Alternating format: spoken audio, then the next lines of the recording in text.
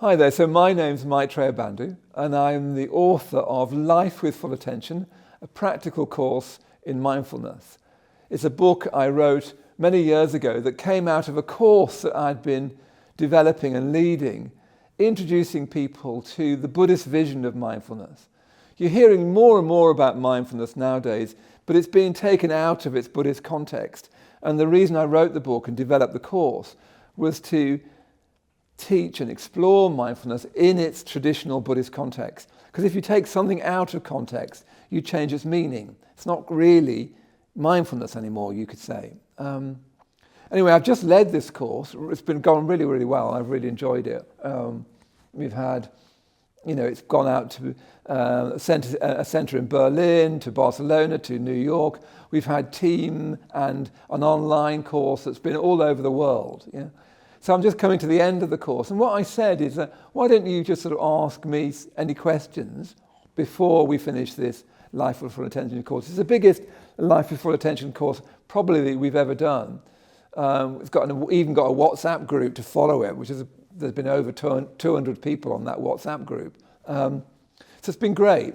But obviously when you teach mindfulness, there's so many misconceptions about it. I thought I'd take this opportunity at the end of the course, but also for any of you who are kind of a bit interested in mindfulness, but don't know whether you want to go on a course or don't know whether you want to commit yourself to it. I thought I'd give you also a few answers to questions that you might have, that I'm imagining you might have. For instance, a lot of people think that mindfulness is really something, that you need a private income, you need to be living in the country, and you need to have all this sort of emotional sensitivity to, I looked at a flower this morning, I looked out of the window, that sort of thing. And, if you've got that, good for you. But mindfulness isn't to do with, going very slowly. It's not to do with being very self-consciously aware in a kind of hyper-analytical way. It's not to do with thinking about your experience more. It's not to do with, as I say, slowing your experience right the way down. That can help, but it can also weirdly become too self-conscious. So mindfulness is really about living your life more fully. It's about more life. It's not about some kind of, sort of technical or almost mental health intervention.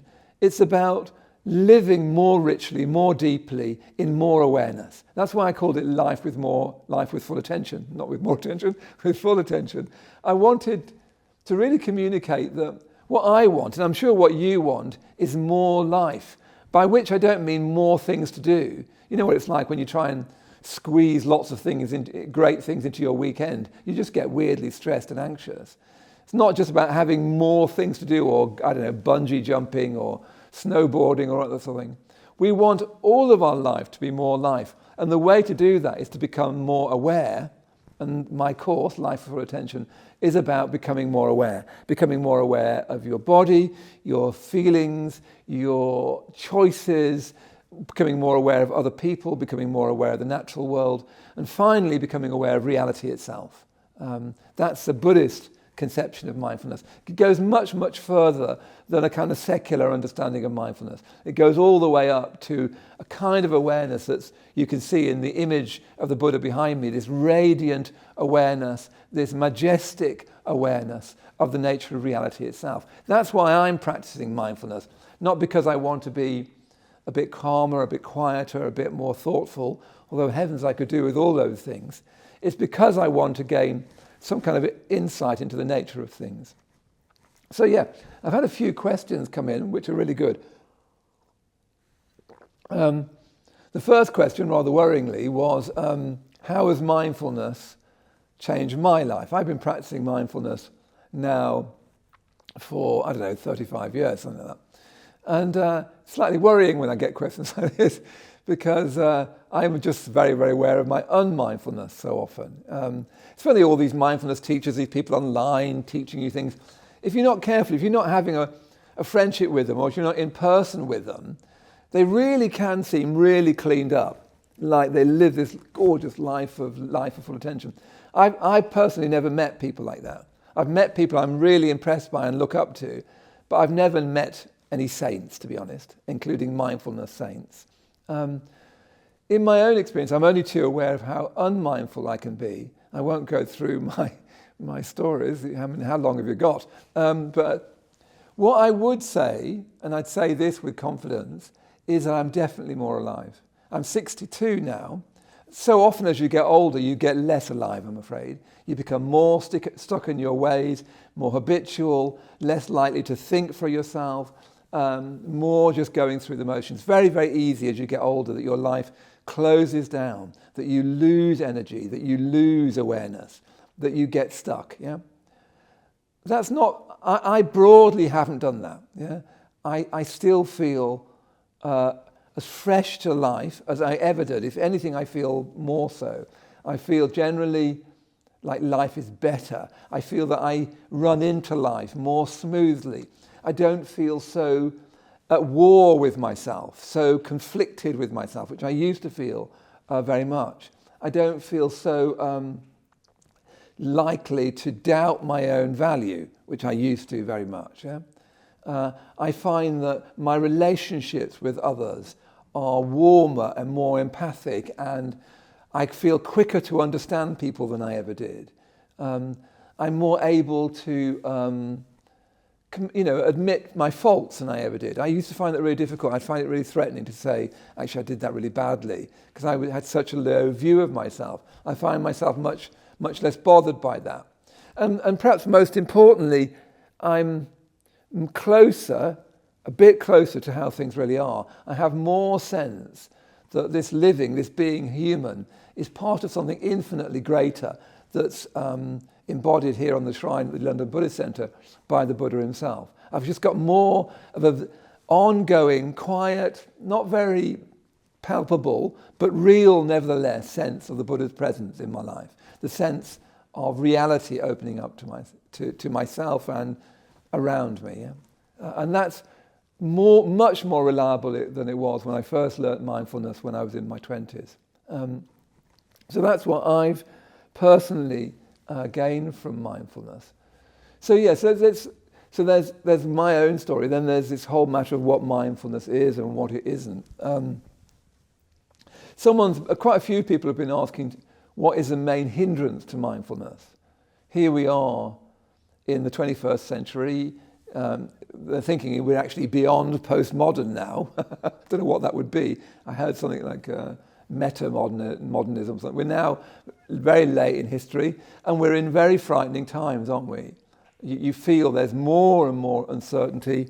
There are wars going on just down the road. There are more and more mistrust between people, mistrust between men and women, mutual distrust between black and white, between gay and straight, between cisgender and transgender. All these problems around us. You've got the rising cost of living. You've got all these stresses. So, what is the biggest block to mindfulness? I mean, you could say the biggest block to mindfulness is not practicing it, basically. It's not actually getting on and starting to practice it. Your mind, my mind, is the most remarkable thing in the universe. We don't know what the mind can do. We literally haven't got to the end of human ingenuity. We've no idea how much we can achieve. And one of the things you're trying to learn in mindfulness is that you're much more than you think you are, that you've got much more potential than you realize. So the biggest block to mindfulness is just not training in it, not actually taking up the challenge of you've got a mind, you can work with it, you can change your mind. I know it's impossible almost to do anything about the war in Ukraine or what the terrible things that we're seeing in Palestine and so on. But you yourself can become a source of value to yourself and to those around you. Remember, when people talk about changing the world, I'm kind of grooving around here a bit, but when people talk about changing the world, they forget that they are part of the world. When we talk about changing the world, it's a distant metaphor. We imagine some far-off place that needs to be changed. But from that perspective, you're the distant metaphor. You are part of the world. If you change your mind, that is the world changing, especially if you change your relationships with others and you become more aware, more able to take other people in, more outward going, more courageous. That's you changing the world. If you want a better world, you need better people. There's no way around that. And you're a person, and you can become a better one, yeah? It's not that hard. So mindfulness is about that, and you can change, you can do that. So the biggest block to mindfulness is not practicing mindfulness, yeah? Okay, so that's the first biggest block. The second block is having is not understanding mindfulness, having a kind of extrinsic understanding of mindfulness, that it's a bit like a mental health intervention, or that it's hyper self-conscious, so that as I'm talking to you, I'm really aware of the camera, and I'm really aware of my body, and I'm slightly sort of alienatedly aware of myself in a way that we think might even be spiritual. I think a lot of people think of mindfulness as some sort of super thinking about yourself, or super extrinsic awareness of yourself. And that's a real block to mindfulness. What we have usually, first of all, you could say that the practice of mindfulness starts, or rather our life, let's say, starts with experience without awareness. You've all been there, I've been there, when you get into a bad mood, but you don't realize it, when you're feeling sorry for yourself, but you don't realize it, where you feel very critical of others, you don't realize it's your mind. You have experience without awareness that that's what you're experiencing. You think it's to do with your boss, or your mother, or the children, or, I don't know, the noise next door. You don't think it's to do with you. So in other words, mostly we start life with experience without awareness. Now, if you're not careful when you learn mindfulness, you can end up with awareness without experience. So you're hyper-aware, but there's no experience anymore. It's all gone a bit alienated, a bit fragmented, a bit sort of analytical and distanced, yeah? Now that might be a fine kind of moment in your mindful life, but you're trying to get to the point where you've got direct experience, the kind of experience you had as a child, suffused with awareness, where to be aware and to experience is one thing. When you experience that, I don't know, it just feels like the fulfillment of your life. You're really living, and you're really aware that you're really living. Not only that, you're making wise choices about how to live in every moment, but not again in this kind of hyper-analytical way, in an intrinsic way, in an embodied way. Yeah? So mindfulness is about embodied wisdom as much as anything else. So you start often with experience without awareness. Then if you learn mindfulness wrong, or if you're new to mindfulness, you'll tend to go towards awareness without experience. What I'm trying to do in my book, and we're trying to do in mindfulness generally, is guide you into experience suffused with awareness. Yeah? So that's the second thing that people have been asking about. Another thing that a few of you have asked, and I'm sure many people watching this video will be thinking, and perhaps even experiencing, is that you can start, when you practice mindfulness, to become more sensitive. Yeah? You become more sensitive to how you feel. You become more sensitive to, I don't know, the people at work and the atmosphere in a meeting, or, I don't know, a difficult communication, or, I don't know, the noise from the street. Things that you haven't really noticed before, because so often, as I said, we live in unawareness. You know, we can be surrounded by things that we're not really aware of. As you become more aware, you do become more sensitive. And it must be like that, mustn't it? You couldn't think that becoming more aware makes you less sensitive. That would be absurd. So it's true that when you develop awareness, you will become more sensitive, even more sensitized. Yeah. But that again is just a place on the way to life with full attention. What you're also doing in mindfulness is learning to be more robust. Sometimes this is left out of the teaching of mindfulness. It's as if it's all about quite a hothouse, rather delicate sense of ourself, and sometimes there's a place for that. But we're trying to get to a place where we're more robust. In other words, we're robust enough to be sensitive. So when I'm talking to someone and they're in pain, or they're trying to I was talking to someone just yesterday, trying to say, look, what is going on behind all that? And for this guy, there's quite a lot of anger, even rage, and a real sense of self-dislike, and people won't love me. And he was expressing that quite strongly to me. And I could feel that, But I was fine with feeling that. It didn't throw me. The genuinely robust people who can be sensitive, especially to other people, can be sensitive and will be sensitive to the beauties of the natural world, but therefore sensitive to the ugliness and cruelty and crassness of everything. There's so much around us. But they're not thrown by that. When you're genuinely mindful, you're sort of larger. You could say that's what mindfulness does. It makes you bigger. So you've got a bigger container. You can be sensitive to all those things, but it doesn't throw you so much. It doesn't make you wobble so much.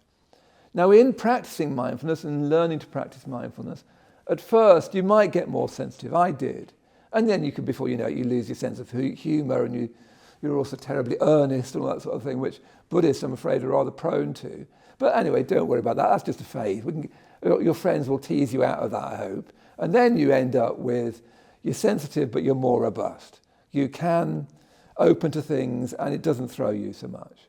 So that's a path of mindfulness, yeah. Another question that's associated with this that you've asked, and again, which people watching this, if people are watching this, might ask, is this question of how mindful can we be in the modern world, in the modern city?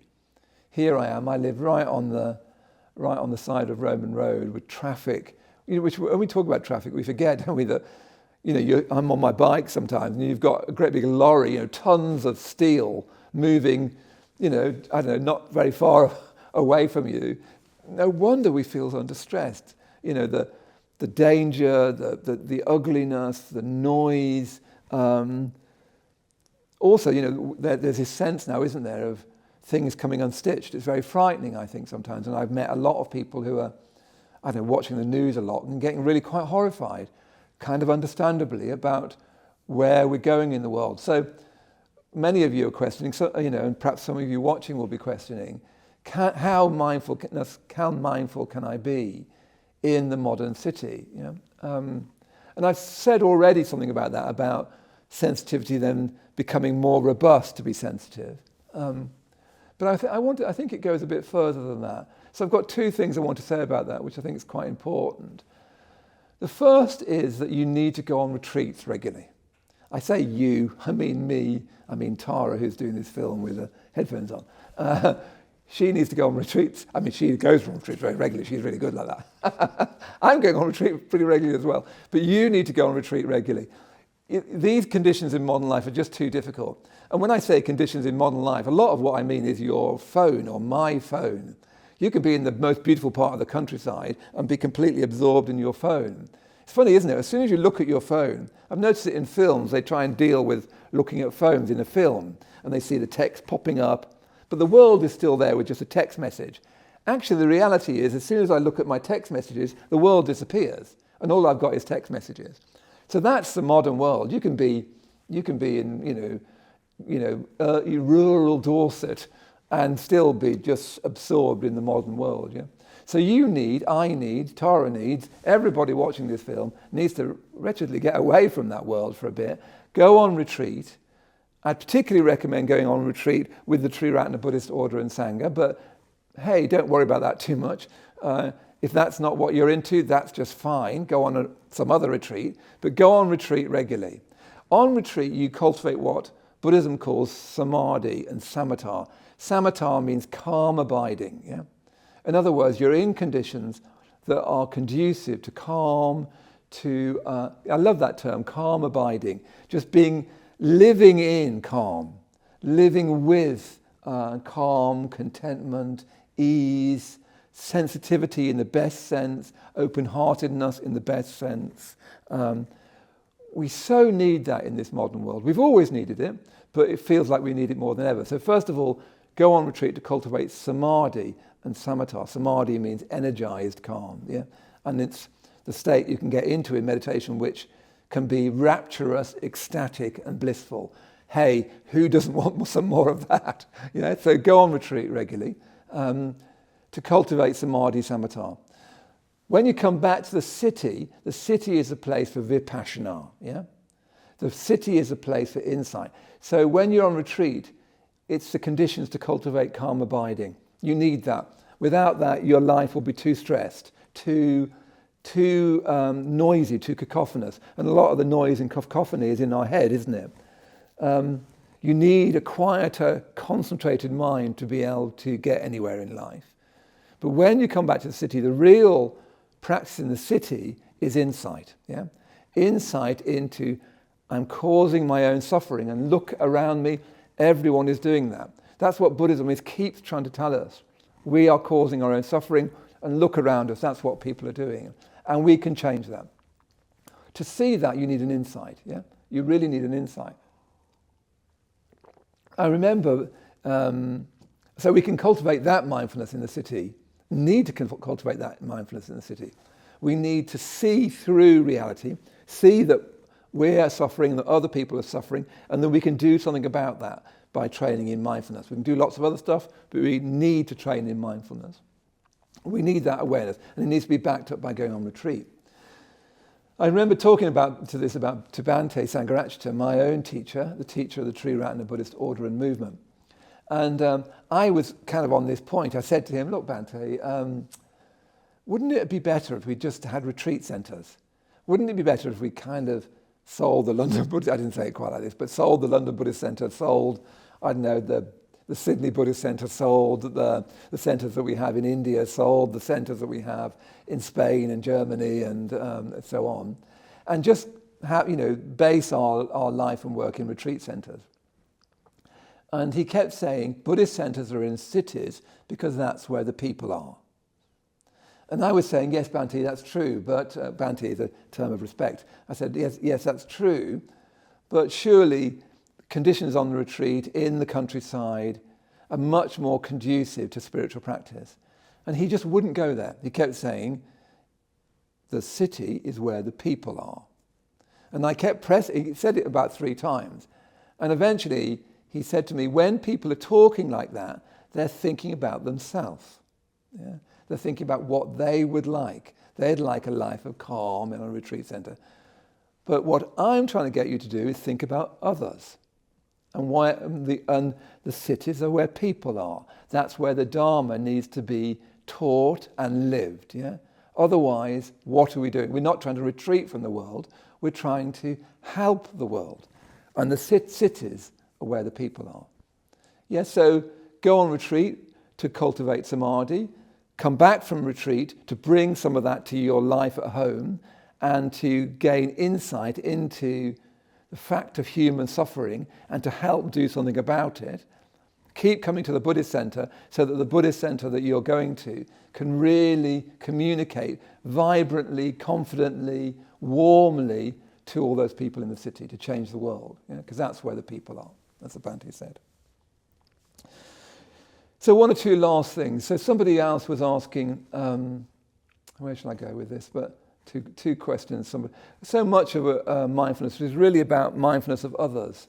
And as I said in my book, Life Full Attention, as I say on the course, the Buddha didn't explicitly teach mindfulness of others.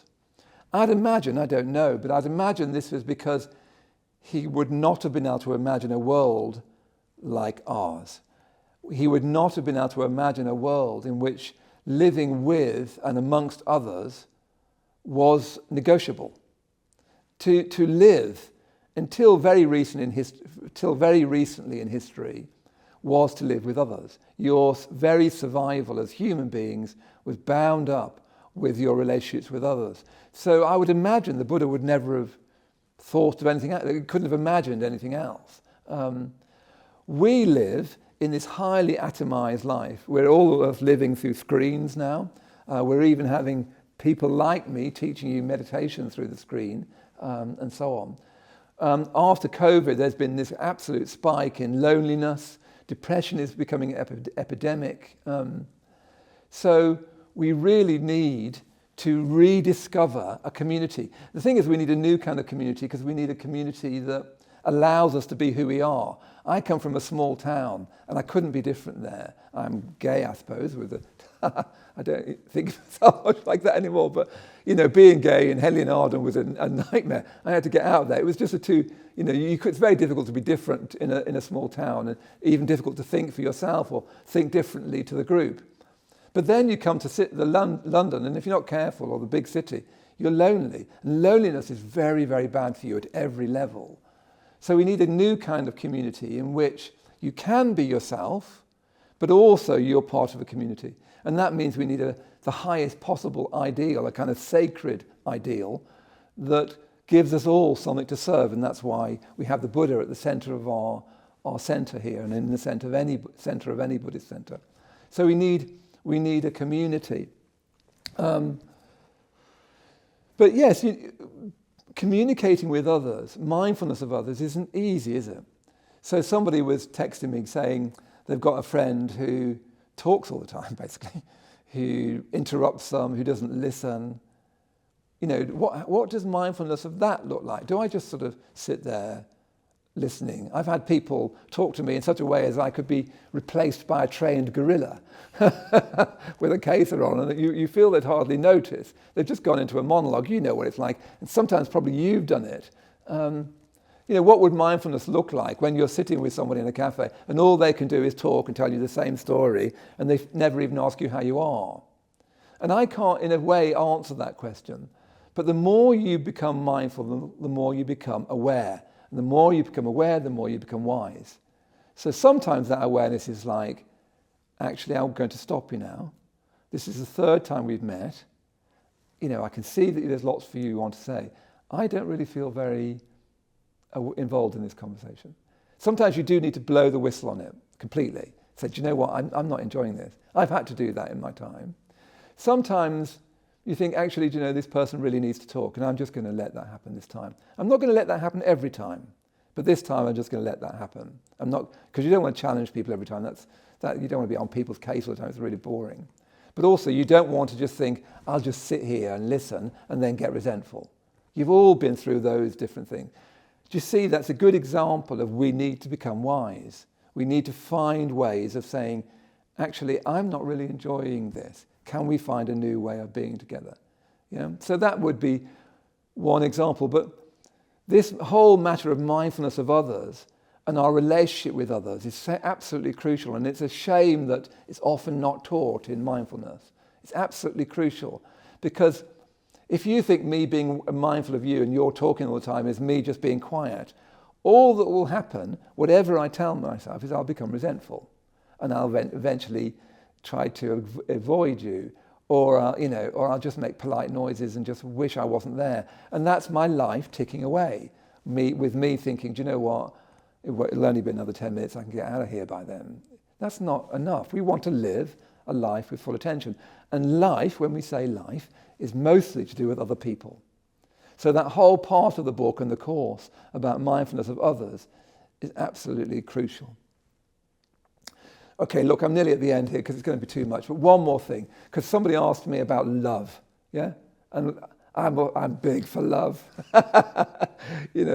Golly heavens. Golly heavens? Anyway, what we want is love, isn't it? Isn't that what you want? That's what I want anyway. That's probably why I'm grinning into the camera just now.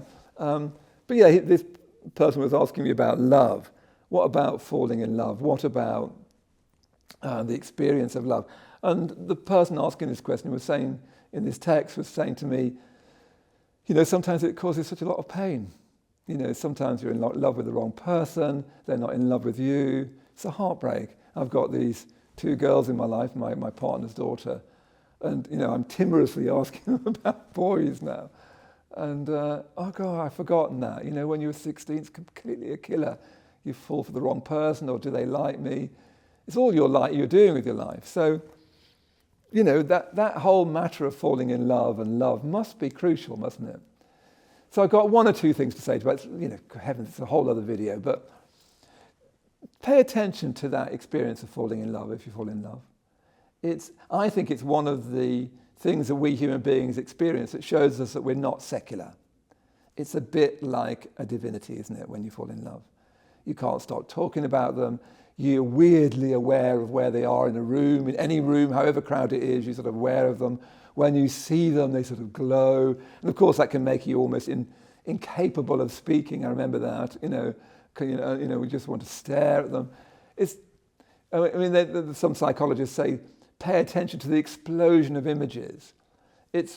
It's telling you something. That's what you want to live like. Buddhism's saying, okay, that's a beautiful experience human beings have. The trouble is, it often leads to a lot of pain.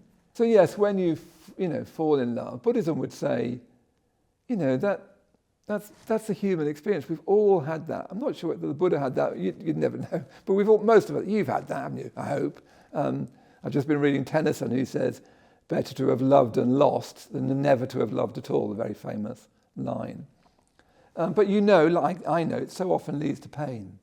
So what you're trying to do, first of all, is try and love more people. I don't necessarily mean romantically. In fact, I don't mean that. But it's, instead of thinking, I shouldn't fall in love or feel love, usually that doesn't work, you just try to bring something of that to more and more of your relations. Because when you're in love, at least at first, you've got this incredible awareness of them. I mean, it's a weird awareness because it's often mixed with a lot of projection, which is why it gets painful later on when you suddenly realize that it was a projection, or when they fail to live up to your expectations. So one thing we can do is start to broaden our love. Buddhism puts a lot of value on friendship. You could say that the primary relationship in Buddhism is friendship, not the romantic couple, not the family relationship, valuable though those things might be, but Buddhism wants to put most of its weight on friendship because it's less tied up with projection, less tied up with dependency and attachment and so on. But hey, look, let's not worry about falling in love. Let's really pay attention to the explosion of images and let's see if we can spread it around a bit more. Let's see if we can love more people. Let's see if we can feel like that. Amitabha, the Buddha of love, is supposed to be seeing everybody. He's red, and it's because he's like blushing with love for all beings. That's where we're trying to get, is blushing with love for all beings. So that's one way to say about it. The other thing to say is that perhaps you could say that the Buddhist mission is to cultivate compassion rather than love. Up to a point, I agree with myself there, because there's lots to be said for love, especially benevolent love, in the sense of, I just love you because you're you, and I want the best for you, and I want you to have the best. Not because I'm attached to you, not because I'm dependent on you, not because I need your approval, not because I'm trying to please you, but because I benevolently want the best for you, because I'm aware of you. Remember, awareness, the golden road to love is awareness. To become aware of someone genuinely, deeply, is to love them. Yeah. But Buddhism would particularly stress, I think, compassion. Compassion really just means two things. It means sensitivity to suffering, your own or other people, and a desire to help. Yeah. Sensitivity to suffering and a desire to help. And that needs mindfulness. That needs a life with full attention. So you're sensitive to the suffering in yourself, you're open to that suffering, and you come up with things that can actually help that suffering. You don't need to like yourself, you don't need to agree with yourself, you don't need to be worried about all this self-care, which can very often make people more anxious about themselves.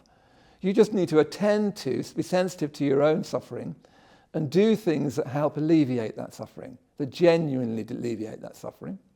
And that's true with other people. You're sensitive to their suffering, Buddhism would say, and you're doing what you can, when you can, to help alleviate that. That's the great Buddhist project. The Buddha said, my teaching is about suffering and the end of suffering. In other words, I'm not particularly religious, I'm not trying to teach you a theory, it's not an ism even, like Marxism. I'm concerned with suffering and the end of suffering.